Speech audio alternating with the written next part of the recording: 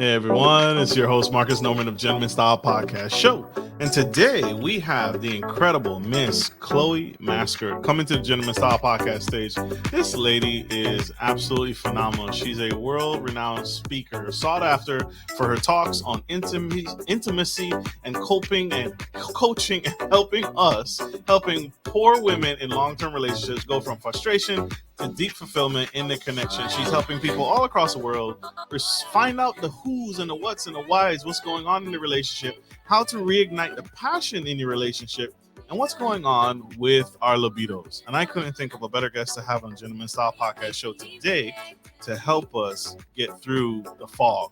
So, without further ado, I can't help but hold this woman back any further. Help me welcome to the stage the incredible Miss Chloe Mascord. Thank you so much. What an intro. That was very special. Absolutely. It has to match the quality of the guests we're bringing on to the show. And so we do nothing less here on the Gentleman Style Podcast Show. Thank you for making time for us. Thank you for being here. And thank you for giving back in this way, because what you are doing, the work of what you're doing is significant and is absolutely necessary. And so before we dive into the hard question, I want to give you that softball question. When did you know you had the gift? When did you know you had a gift in helping others women figure out what's going on in their dating life, in their sex life, and why they're losing their passion for the passion? Yeah, great question. So, probably going back even before that, I've always had a passion for the holistic health and wellness space, and I think this is a huge component of that. And so I've always really been interested in people, relationships, and wellness.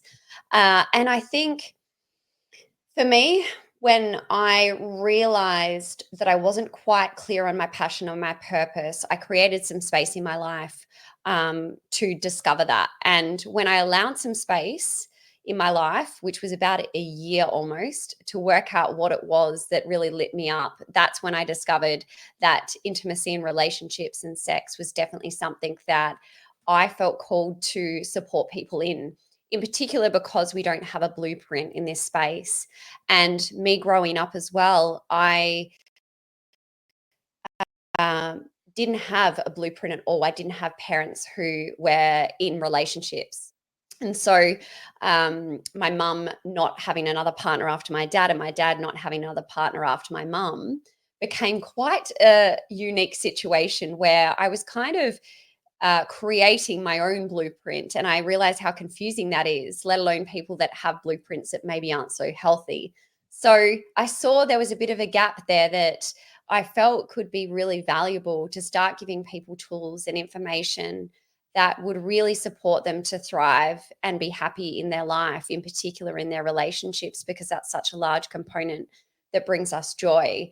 And when I created the space to discover what my passion and purpose was, it was pretty evident that I've always leaned into a taboo conversation. I've always leaned into a conversation that most people are a little bit afraid to have. So when I realized that, there was no going back, and it was pretty uncomfortable to start with. But once I leant into it, it really solidified that this is a space for me. Absolutely. That's huge. And speaking to the women going through that same thing where they're not seeing their passion, their parents be passionate anymore, not loving on each other as much anymore. What do you, what do you commonly see, or what did you do? Where were you pulling your sources from? Was it, movies, film, media, Mm, Zane magazine? You know what I mean? Where will you get? Because you had to construct it on your own, right? The passion and intimacy and what's absolutely. supposed to go on. So what kind of sources do women have to pull from in order to feel that? Yeah, I love that question. It's interesting. Let me just feel into it for a moment. For sure. I feel like I'm 37, so when I was growing up, in terms of intimacy, movies was definitely something that I I gauged as a representation of what was normal and what wasn't. And what I've only realized in the last couple of years was I think because there was no blueprint at all, my reference point was fairy tales and happy endings and everything being perfect. And I think that was really detrimental to for me in relationship because I put relationships on a pedestal. And as much as it's nice to have movies as a reference point and the happy ending and all of that, it's okay for us to allow space in relationships to not be perfect and for them to be challenging and to also provide a really confronting mirror where there's parts of us that need to be looked at and healed. And I think for me, my mindset was definitely based on movies. And now I'm really grateful that that's been able to shift. But my passion and deep love for what I do now, I think was an interest in people and really observing people from a young age. I grew up as an only child. And so I was around a lot of adults and I was a lot more of a listener and an observer than a talker. And so by watching people and watching interactions, and I realized I was really interested in observing people and understanding behavioral patterns and things like that. So I think it all kind of ties in nicely to, no surprise that I am where I am now. But the movies, I love that you raise that because I don't think I'm alone in feeling like that's been a representation of a blueprint for relationships and intimacy. And the door swings open and they're madly kissing and there's all this hot and heavy visuals, and Breathing. then and then within like 2 minutes it's all over. Right. Right. It's so true. It's so true. What you're speaking on is significant. Even as a man, right? When parents do their best to be discreet outside of like, the occasional playful banter, the little tap on the butt, the kiss on the cheek. But that doesn't really answer the innate question, the underlying question, right? That doesn't solve the big question. And so you're right. We have to pull from our sources. And as a gentleman, right? The show is called Gentleman Style Podcast, and I have to pull from Romeo and Juliet and the knight in Yes. shining armor and the prince rescuing the princess from the castle. So I'm making up my own example of what it is to be in relationships and have relations with the opposite sex. So you're so right. You're so spot on. I just wanted to hear it from the expert herself. Big round of applause for Miss Mascord. I wanted to continue to dive with you on the journey that what you see as an expert, as a coach to many women. What are the biggest challenges you have seen face and plague us as an intimate expert? What have you seen us struggle with the most that we're not doing well in relations? We're not doing well in the bedroom anymore. What are the big ones? Great question. The most common thing, and I think there's a few different directions from this point, but the biggest one is communication. So Mm, this comes back to, again, we were not taught how to communicate with people, let alone in relationship, let alone about the more taboo topics. So what I have noticed is a lot of challenges come from lack of communication or um, communication avoidance or something to do with a breakdown in communication or a discomfort around having conversations about maybe dissatisfaction with intimacy or low libido. And so that's always something that I focus on with clients is communication, because I think no matter what the challenge or the problem is, if you can effectively communicate, then even if you don't know what you like or you don't know how to reignite your libido or bring spark back to a relationship, if you have a solid foundation of communication, you can tackle it as a team. You can work together to get through the challenge if you are both leaning into communication. So I think a breakdown in communication is definitely something that I feel a lot of people are challenged with. And I think we're all trying to work out how to communicate in the world, let alone bringing in intimacy and sex. People are still quite uncomfortable having conversations about it and don't know how, because those conversations are not, you don't even see them in movies. There Right. is no communication about intimacy and sex. So where with less of a blueprint, even more so than the visuals and how the dynamic might look, because we really don't have anyone demonstrating really healthy communication. And I think that makes sense, that's a big problem for most people.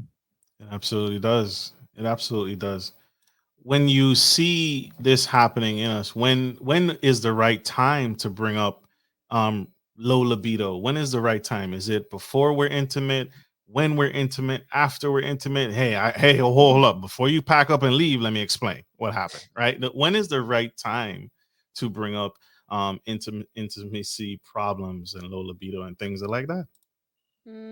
Yeah. I want to be clear that everyone's situation will be different, but Sure. I think it's extremely important to bring it up as soon as possible. And I mean that because you need to start inviting conversations about things straight away and be brave enough to have a really uncomfortable or clunky conversation. The more that we can do that, the more we can normalize these difficult conversations, the easier they actually are to have. And so, for example, I've struggled with low libido in a previous relationship. And Really? yeah. Wow. That's honest. No, sorry. Forgive me. I'm Yeah. sorry. That's Absolutely. Yeah. And I think this is why, even though it was really uncomfortable, I think this is important because going through it is really, really difficult. It's an uncomfortable feeling. It's not, especially when I had never experienced anything like that before. And so for me, I kind of took that on myself and I went off on my own little discovery journey.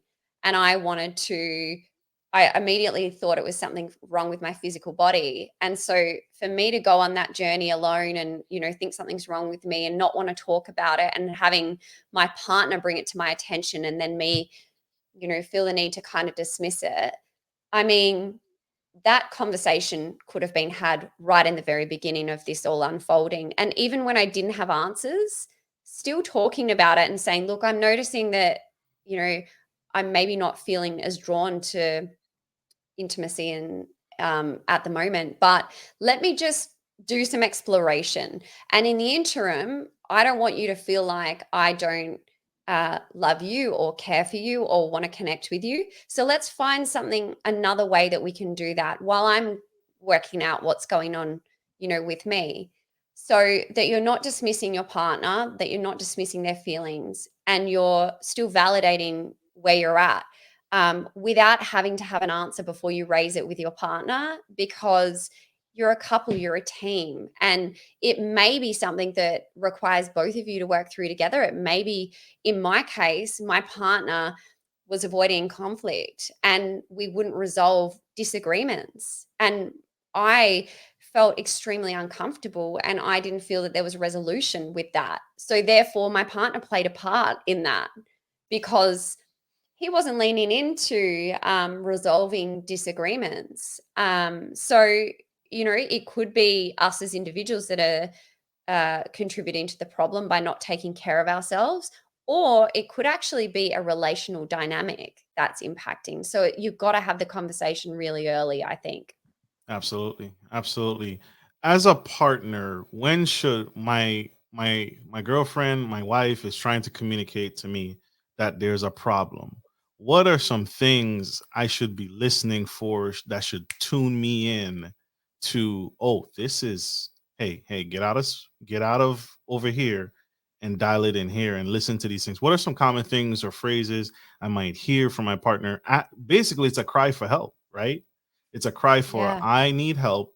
I'm working on it. I need you to listen. What are some things that partners should be kind of privy to and aware of? Yeah. I think anything that they're raising around I'm not feeling myself, or I'm feeling often as women when we're tired or exhausted or overwhelmed and have a lot on our plate, that can very quickly switch our libido off. So if you find your partner saying things like, I'm feeling really overwhelmed, I've got a lot going on, I'm so tired, um, anything along those lines is something that even if it hasn't impacted libido yet, there is a very good chance it could. And so having conversations and taking your partner seriously and saying, okay, they're communicating with me that there's a lot going on. Let's sit down and talk about ways that we can address this and create a strategy around how we can minimize the overwhelm, minimize the stress, minimize the to-do list, or approach it as a team and work through it together so that we can make sure it's not going to impact her and our relationship. Because that part of us turns off very quickly when we're tired or run down.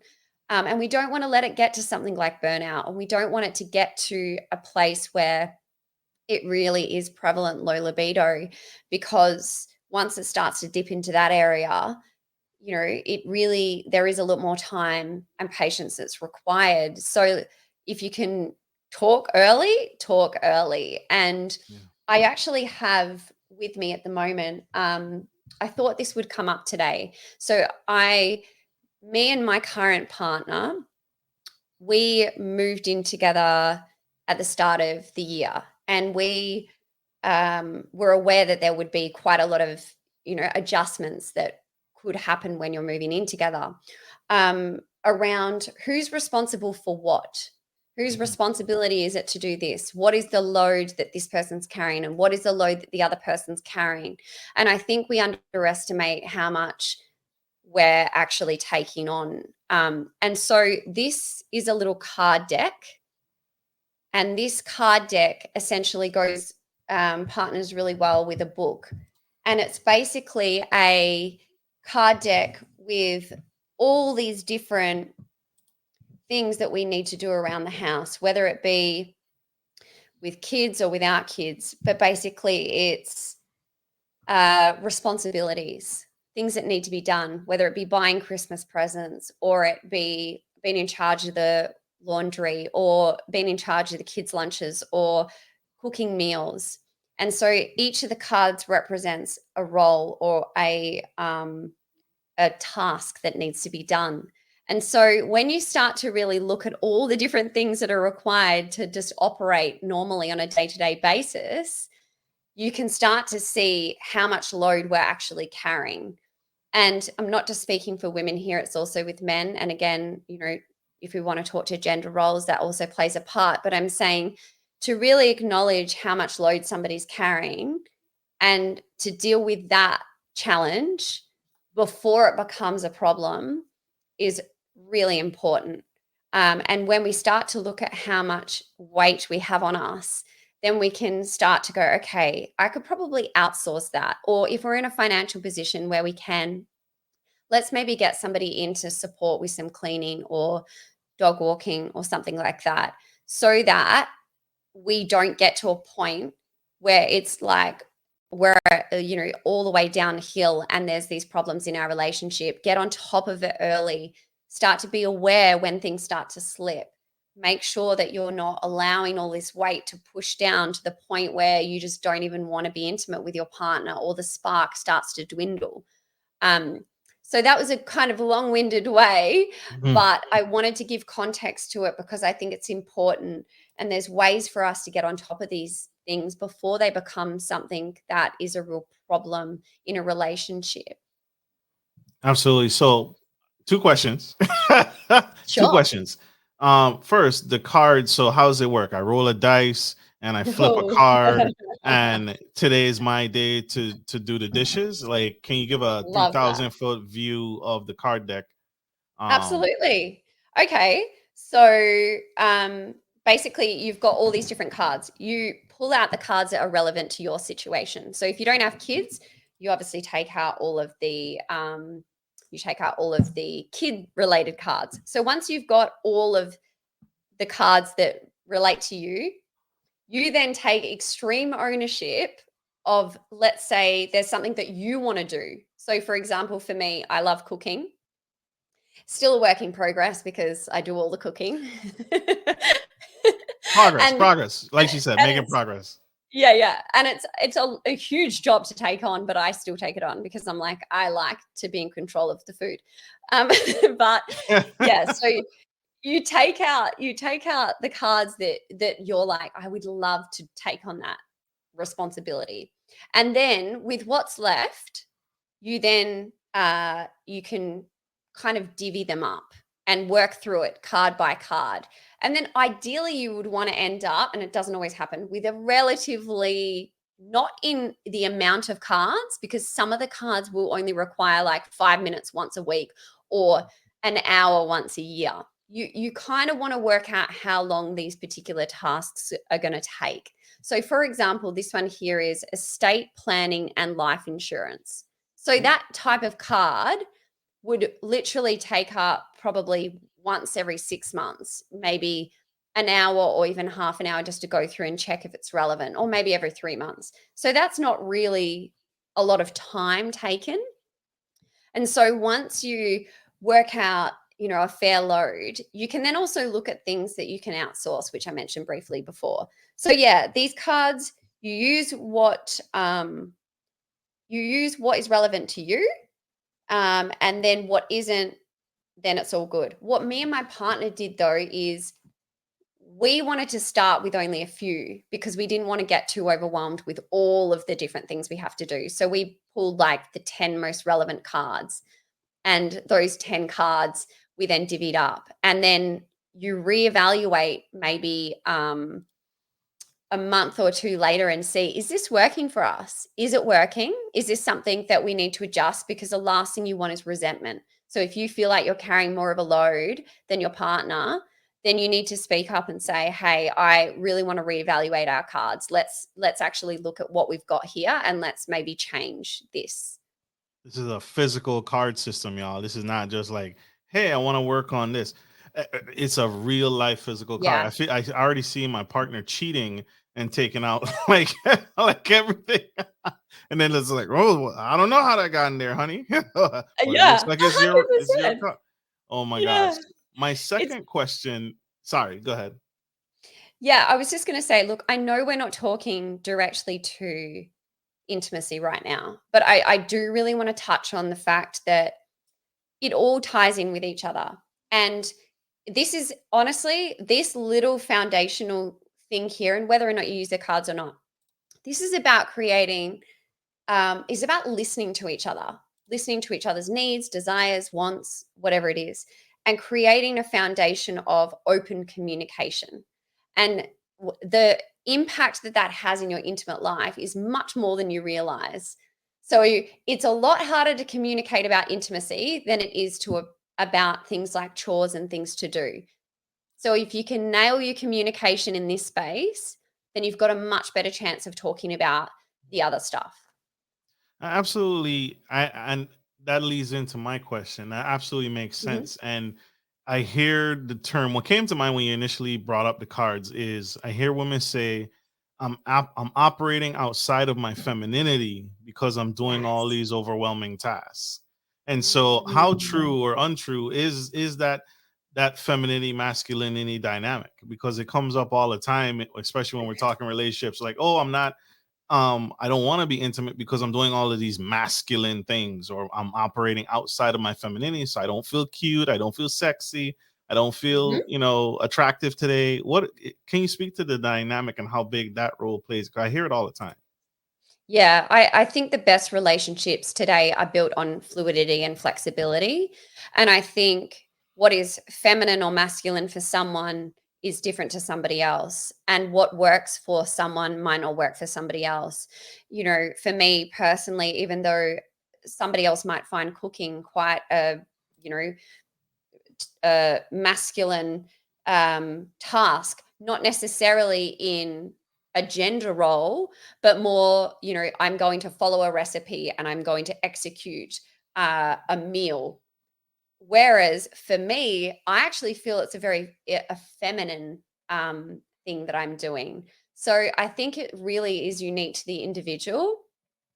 Um, and also, for example, as a woman, you might actually really enjoy managing finances, and that's okay as well. You might be in a really masculine role at work as a woman, and you may want to do more feminine roles at home. But it really just depends on, well, it's about uncovering who you are and what you want more of, and then being able to communicate that back with your partner and find somewhere that you can make your intimacy thrive, so that both of you can feel really empowered to be who you are and not follow what society or somebody else deems is the right way for you. Absolutely. I'm gonna play a quick game with you, Cool. Mascard. Um, can you share? I'm gonna tell you this. Okay. A man paying all the bills, masculine or feminine? To you, to you. To me, man paid all the bills. It's so funny you say that, because I have been in quite a financially controlling situation before, so I get immediately triggered when you Really? say that. Yeah. So when you say a man paying all the bills, that's interesting. That's hard for me to answer. Okay. But yeah, I find that quite an outdated, it is a masculine thing. Yeah. Fair enough. Fair enough. What about doing laundry, masculine or feminine? Who does the laundry? um I like doing the laundry. I Really? don't I Yeah, I love doing the laundry. I love it because I feel accomplished when each cycle goes through the washing machine. I don't know. The hanging of the laundry is where I'm like, "Oh, that's annoying." But yeah, it could be either. I feel like anything could be either. It's really open to an interpretation of how you view the task. For And you sure. could look at it through a masculine lens or a feminine lens. It's a very, put the machine on. It's a very, systematic process. But for me, I look at it more as like, okay, well, it's therapeutic. I'm in kind of like a bit of a flow state when I'm doing laundry. Absolutely. I love that you said it earlier on. It's kind of a fluid thing, right? So, Yeah. like, if you started laundry and then you got Mhm. tied up in other things, you were on this podcast, and so you didn't have time to move it to the next load or the next cycle. And then your man comes home, your partner comes home, and he walks right by it and it needs to go to the other cycle and he doesn't do it. I could easily see someone being frustrated with that, right? You might be frustrated with me because it's like, honey, sweetie pie, my dear, why didn't you just move the laundry along instead of, oh, well, that was because that's a feminine thing. I didn't touch the line. I think you'd be really upset. Yeah. I so I'm coming back to the cards, and the reason I'm doing this is because laundry, I've taken extreme ownership of. That's my role. I can't get pissed off with him because that's my Ooh, role. So this is why the cards are so valuable, is because there's no gray area. There's no assumptions, there's no expectations that he's going to do anything. So it actually reduces the potential of conflict about little things like the laundry, and creates this space for communication about things that are way more important. So, for example, laundry, he might come and say to me, "Hey," and he does this, he's great. He'll come and say, "Oh, I've noticed the laundry's finished and I'm cooking. So I'm doing another role." And he's done what he needs to do. But he's like, "Okay, well, I could probably, even though it's her role or her job that she's taken extreme ownership of, I can still help.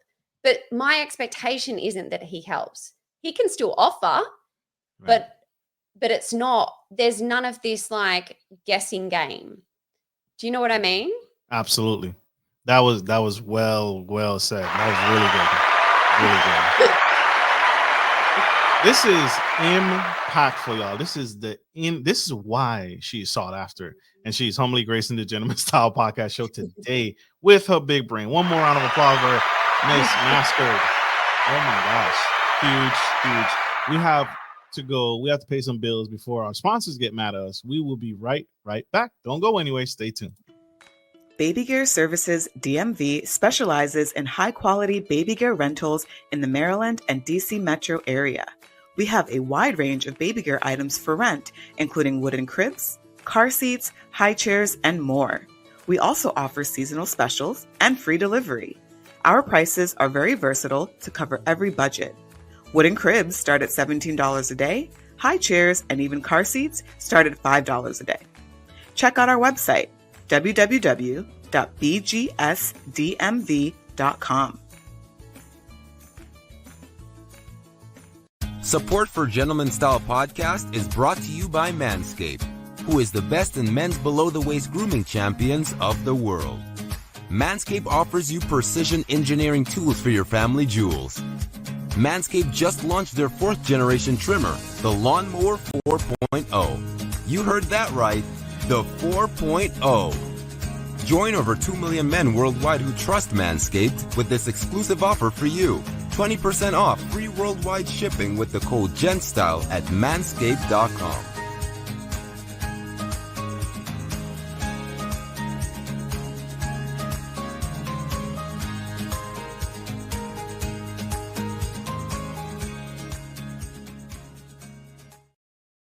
We are back to the Gentleman Style Podcast Show. We have the incredible Miss Chloe Mascord on the show today, spilling the tea on intimacy, relationships, libido. We're covering some really profound things. We even touched on feminine and masculine energy. Very, very powerful topic. She has a whole card game built around to alleviate a lot of the problems that we're experiencing today in relationships. If you missed that, scroll back, check her out. She's absolutely phenomenal. Miss Mascord, I wanted to stay right here because this is good. I got you in the zone. And I'm really wondering why, because we were talking about relationships to things that would alleviate each other's load, alleviate her load so she can get back operating in her femininity. Why do women fake orgasms? that was a curveball there. Why are we faking orgasms in the bedroom? Yes, great question. You know what? I'm recording a podcast with somebody this afternoon specifically about this topic. So thank you for bringing it up and bringing it to my attention. You know, it's really interesting. There are so many different reasons why women will fake orgasms. And so it is often a combination of a few reasons. It's not normally one reason that people do. And I've tested this out with some clients and with some friends. I put down all the reasons that I've collated and come across in my time working as an intimacy expert. And I wrote them all on all these Post-it notes. And I get people to pull the Post-it notes that resonate with them as a reason why they might fake an orgasm. And it is never the case that they will just pick one. It is often a decent stack of a few different reasons as to why people will fake it. There are so many different reasons, but a lot of the time, you know, the top 3 reasons are normally around pleasing their partner. For women, pleasing their partner.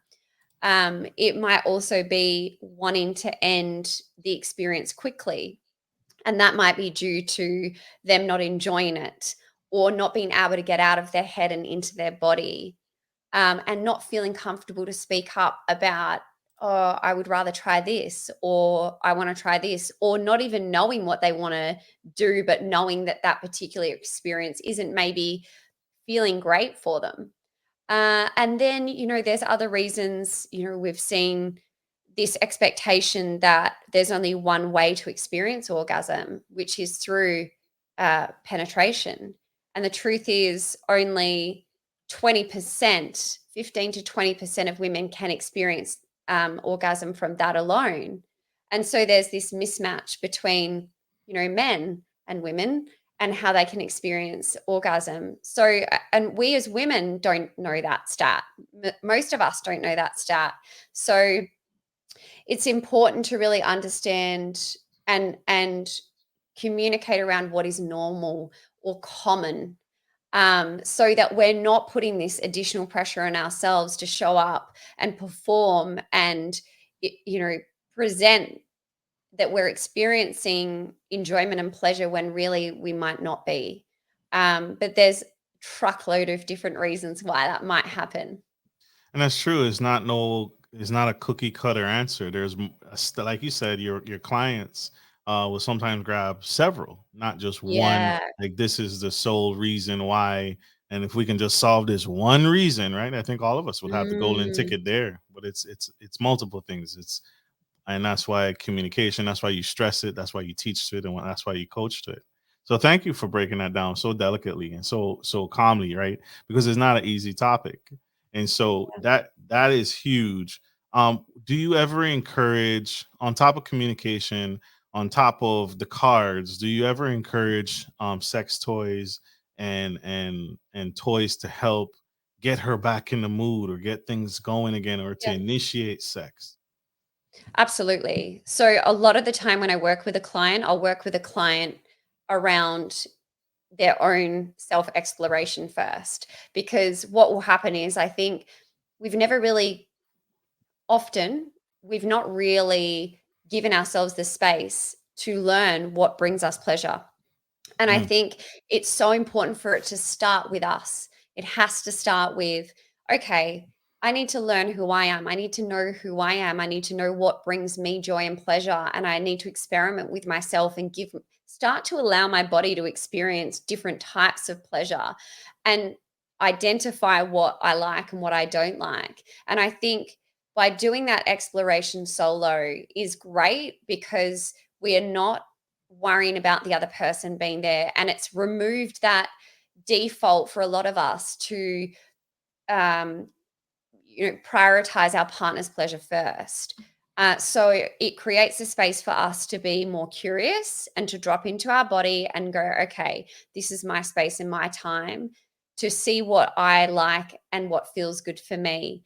And once we discover what those things are, and that could be incorporating toys and things like that, we build confidence to experience pleasure. We build confidence to try new things, because we're not worried about the other person's opinions. And once we build that confidence within ourselves, then we return, bring these new things that we've discovered back to the relationship, which is a beautiful way for you to connect with your partner. But if you're not connected to yourself and your own pleasure first, it's really difficult to just go straight to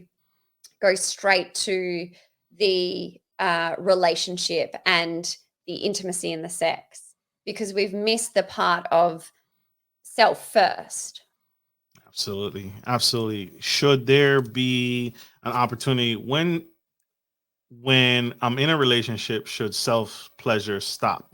Should I Mm. continue to use sex toys? Should sex toys, because now I have a partner, I shouldn't need to introduce, all these different dildos everywhere in the top drawer. We all know what's in the top drawer, right? Should it stop or should it continue? Oh, I feel like you know the answer to this, but I'll take it anyway. That's fine. Yeah, absolutely not. I think I remember hearing this from somewhere, and I'm not sure where. I believed that once you're in a relationship, the self-pleasure stops. And if you are self-pleasuring, that for some reason I believe that meant that the sex isn't good enough, or that there's not enough of it, or that it was some reflection on the relationship being wrong or flawed or not enough in some way. But as I've gone through my work, that is not the case at all. In fact, it's in particular for people with low libido, they'll come to me and they'll often say, well, I only have a little bit of desire for intimacy. So why would I waste that little bit of desire that I've got on self-pleasuring? And I'm like, okay, interesting, because that's something that's come up a lot.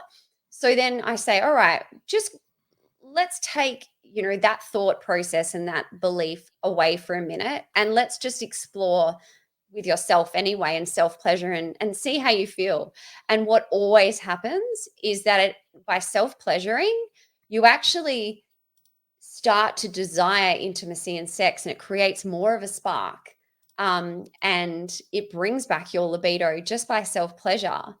And that's something that a lot of people don't expect, that they have this sort of quota and that they feel guilty for doing the solo exploration when really they should be using that quota for their partner. So that's interesting. It is interesting because we think I have a finite. I've lost my desire, so when I do, I don't want to lose it for them and waste, my Mario token on. I only got so many golden tickets, right? Yeah. And so I only got so many in the chamber, so they don't want to waste it. So I do see that, Mhm. and that's why I had to ask you. I told you I've been watching you, man. Well, I've been listening. I'm like, oh, this is good. This is the right Yeah. person to ask. I got it right here at the right time. This is huge, y'all. Mm. Chloe Mascord. I wanted to ask this question. How do you help, or do you at all work with clients who have experienced trauma related to intimacy? Yeah. And how do you address that? Because there's there's a huge blocker, and your client may already be aware, like, I know why I don't have this desire right now, Mm. and this is it. And so how do you coach people through that, or couples through that, or women through that? Mm. So when it comes to the space of trauma, I'm very conservative when it comes to my scope of practice. Now, I've had so many different conversations and worked with so many different professionals um, over the years. So I feel like I have a really good baseline of understanding trauma. However, as a coach, if there is a client that I don't feel has fully healed from that trauma, it's not a good idea for us to start working together. If they have addressed that space and it is something that um, isn't having a deep impact on them at that point in time, then we can definitely do things. But it's good to know that information and know where they're at in that journey so that we know how to still help them in their intimacy and pleasure and relationships without reactivating these wounds. And I think where I come in is I can definitely support in ways to communicate with their partner about these types of things and how to also build a really beautiful relationship with themselves and also their connection with their own pleasure and what sex and pleasure now means to them. So the stories that we've associated with sex might be very different because of what we've experienced. So, as a coach, I'm cautious, but there's definitely benefit working with somebody like me if you have moved through and away from the really deep and confronting trauma that can happen, in particular if we're talking about sexual assault or things like that. And I think it's a beautiful opportunity to work with a coach to reestablish new stories around sex and to find positive ways of leaning into intimacy and rewiring and reestablishing your feelings and desires when it comes to sex and intimacy. I love that. I love that. I love that. Most coaches that you talk to, they don't do that, right? When they pose themselves as an all-around expert, and they don't humble themselves enough to say, listen, this is where I have to, this is where my expertise is. Yeah. And most people wouldn't do that. Most coaches wouldn't do that. They would try and take you on anyway and not realize that I may not have the space for this to help you with this. So I recommend you go to an actual therapist who's Yeah. actually trained with the tools to help you, and then we can come back, right? That's Yeah. really, really big and really, really powerful for you to acknowledge that and have that real heart to heart, because everybody's like, let me just take their money. I'm gonna just take their money and we'll figure it out along the way. And you're saying, I'm not gonna do that to you.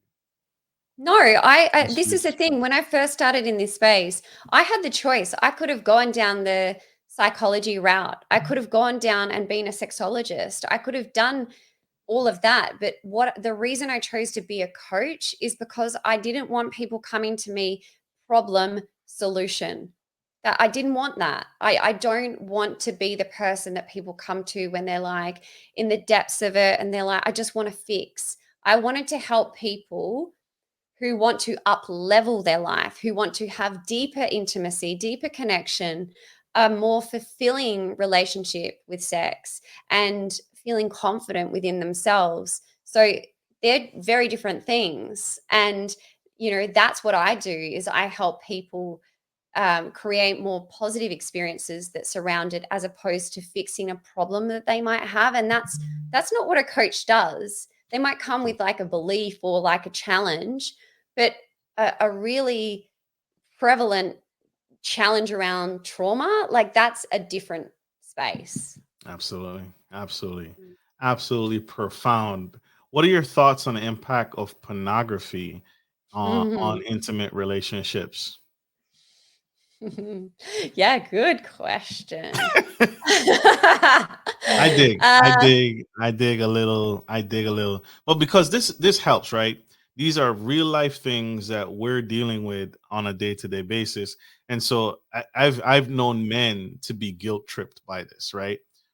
You're watching porn and I'm not home, I'm off to work, or I'm at the grocery store, I'm at the market, and you're watching pornography. But is that a bad thing? Just like we earlier discussed, if you guys missed that, go back, scroll back and check her out. But just like the introduction of toys, right? There should be some expiration. And I feel like if we stay along that heartbeat, is it still expiration if I'm watching pornography without you? Yeah, it's a big topic, but I want to just highlight a couple of things. Sure. There are, funnily enough, there are positive things that can come from it. Exploration, experimentation. If two partners in a relationship find it a turn on or want to, watch together and that brings them pleasure, then of course. My preference is going down the route of more ethical choices in the types of content that you consume, because I know that there's a lot of access to pornography out there where the people who are in it are not being financially compensated, and there is, some other things that might be going on. But what I will say around the negative impacts is the big one that I've noticed is unrealistic expectations. And this is something that I'm always working with people on, is that's their reference point. We said movies, but porn is like way more prevalent when it comes to the beliefs and thoughts that we have, and using that as a yardstick to measure what's normal and what's not. And for example, when you watch porn, you'll notice that often women will either orgasm in the same amount of time as men, or ballpark, that will be the case. And that doesn't often happen from foreplay. It will often happen from penetration. I mentioned 15% of women orgasm from penetration. That's not what's being depicted in porn. And also how long it takes women to orgasm is around 20 minutes. And for men, it's like 5 to 7 minutes on average. So there's a mismatch. Yes. And when we look at porn, we're not seeing that. We're not seeing the actual stats being reflected.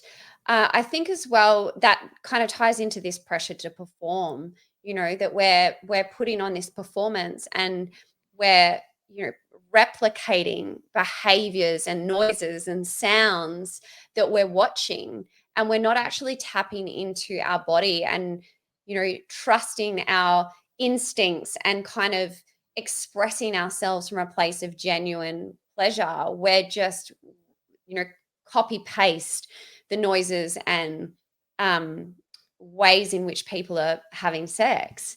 And so I think that can be really detrimental. I also think, the erosion of emotional connection is a big one as well. We're so focused on the physical satisfaction that it actually, can limit our deeper emotional connection, where that true intimacy is required. And so the focus is always on the physical and not on the deep emotional an intimate connection that is a huge part of sex. So yeah, I've noticed that a lot, and it can come up a lot in relationships where it's just treated as physical and we're missing. And this is why I refer to myself as an intimacy coach instead of a sex coach, because intimacy is the bind that connects sex, relationships, all the physical and the love and everything all together. It's more than just the act. There's so much more depth, and we need the emotional connection too in order to have a really healthy relationship.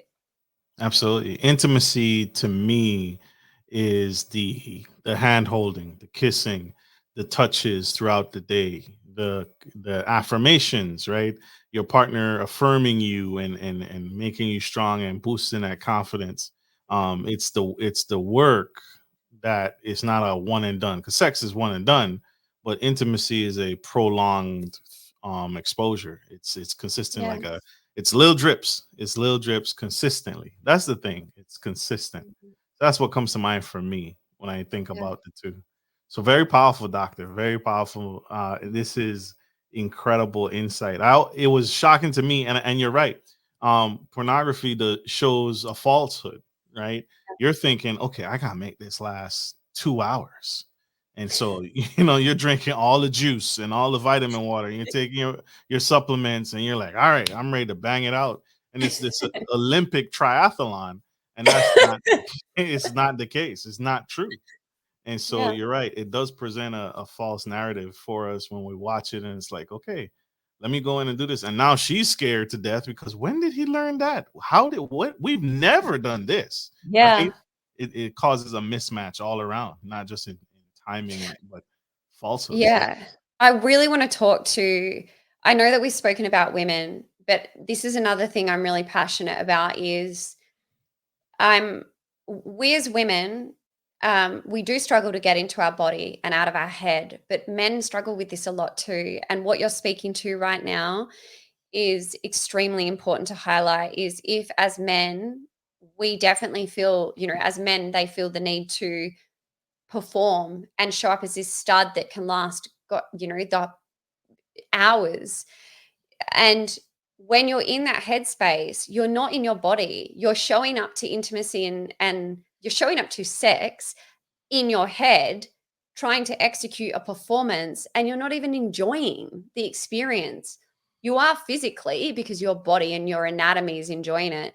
But if you're rocking up to an encounter with somebody like your partner with in your head thinking, I've got to do this, I've got to do this, I've got to, I can't come too quickly, I've got to last. And then if I do, then I have to back it up. You know, as a woman, she can really tell when you're not in your body. Mm. And so we all essentially want to be able to drop into our body and relax and be able to just go feel all of the feelings and feel all of the pleasure that comes from just the actual act, because that the being naked with your partner and feeling that connection is more than just the physical act. But if you're in your head and you can't be in your body and be feeling that enjoyment and that bonding hormones that come from this experience when we're just so put ourselves under so much pressure. Absolutely. So true. I wish I had a bomb, like a mic drop, Right, yeah. mic drop moment. That is so good. Miss Mascord, I wanted to ask, this is my last question for you. I wanted to ask about working with the LGBTQ. Do you work with them at all? How do you approach intimacy issues in the LGBTQ community? Are there differences, or if at all, if any, or are they Mm. experiencing the same problems? Yeah, interesting you raise that. I haven't had the privilege of working with anyone in that space, and I would definitely consider it. Actually, no, I I have. I actually have. And you know what? I treated that exactly the same as any other relationship. And it actually didn't even cross my mind that I had, because I didn't look at the dynamic as being any different, because fundamentally every relationship is different. And, we've spoken about the masculine, feminine energies. It's the same. And gender roles as well, like it's all pretty fluid now. So I would absolutely be open to that. I think again, this comes back to my scope of practice and me being aware of this. Like, I did my training with an amazing group of people, and that group of people, we have people in that space that have also got the same certification as me, that specialize with certain, members of the community. If I feel that it would be more beneficial for me to offer a suggestion to work with somebody else because it's out of my scope, by all means, that whatever serves the client best. In my experience, I was able to serve this client very well with the information and the knowledge that I had. And most of the time you can. But if it came to that, there's absolutely people out there that can support specifically if there's things that maybe don't represent a heterosexual relationship. Absolutely. This is epic conversation. Ms. Mascord, you are absolutely phenomenal. You're my hero. You have become my hero. And this is absolutely necessary. These are the types of conversations we need to be having. I want to say thank you for sharing these great insights. If you had one more nugget, you've shared so many nuggets this episode on how to handle relationships, what to do with a low libido, how to handle these things. If you have one more nugget in the hat, and there's that young girl out in the audience who is scared to death on what she should do, whether she should book a consultation with you, whether she should reach out. Should she reach out? Is it safe to reach out? What would you say to that young girl right now watching this, who's scared to death on what she should do? Absolutely.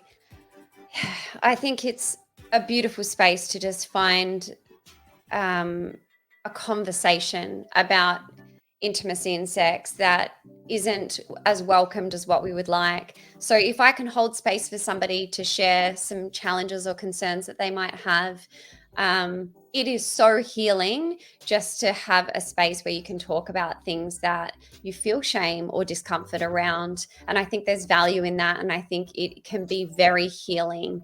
And can create a beautiful connection to yourself and also with others as well. So I would suggest it would be a great idea to reach out and have a chat and see if you feel comfortable. Absolutely. How can we connect with you? How can we find you? The train has left the station, but it's not too late to hop on board. How can we connect and find you? Absolutely. So I'm on Instagram, thehoneyed.official. I also have a podcast, which is called Honey-ED, and it's called Intimacy Made Easy. And so you can catch me there or my website, honey-ed.com. Love it. Phenomenal.